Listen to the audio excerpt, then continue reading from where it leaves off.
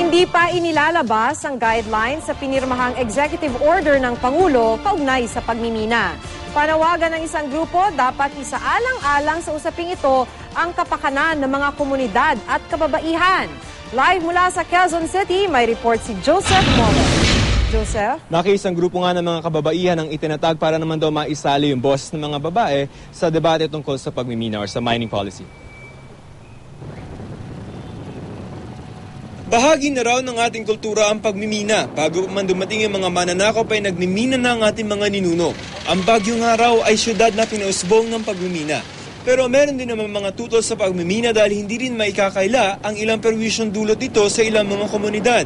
Kamakailan lamang ay pinirmahan ni Pangulong Aquino ang executive order ukol sa pagmimina na magbabawal sa pag-i-issue ng mga bagong mining permits at pagbabawal ng pagmimina sa itinuturing ng mga lugar pangisdaan at agrikultural pati na ang tinatayang 78 na ecotourism sites.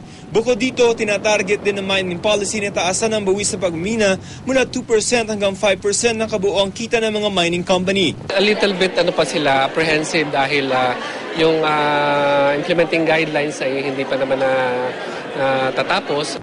Habang nakabinbin pa ang guidelines na magpapatupad sa mining policy, isang grupo ng mga kababaihan ang itinatag para magsulong naman ng kapakanan ng mga babae sa mga mining community. Ayon sa Diwata Women's Resource Development Incorporated na pinangungunahan ni dating Foreign Affairs Secretary Delia Albert, isa ang Pilipinas sa 5 bansang may pinakamaraming mineral sa buong mundo. Marami daw tayong ginto, copper at nickel. I'm convinced that if we do things right to alleviate poverty, you must create wealth. First, you have to create wealth using your natural and human resources.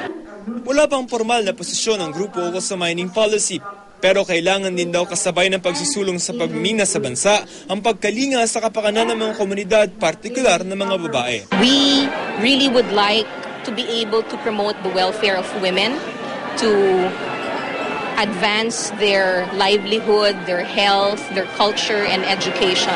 So these are the people who we would like to benefit from mining.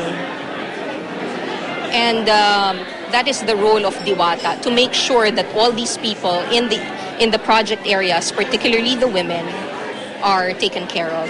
Target ng grupo na puntahan yung mga kababaihan doon sa mga may mining sites, no? At yung mabubuo nila doon ng mga consensus mga kababaihan ay i-communicate doon nila sa national government, Maki. So Joseph, may balita ka ba kung kailan mafa-finalize yung guidelines para doon sa EO?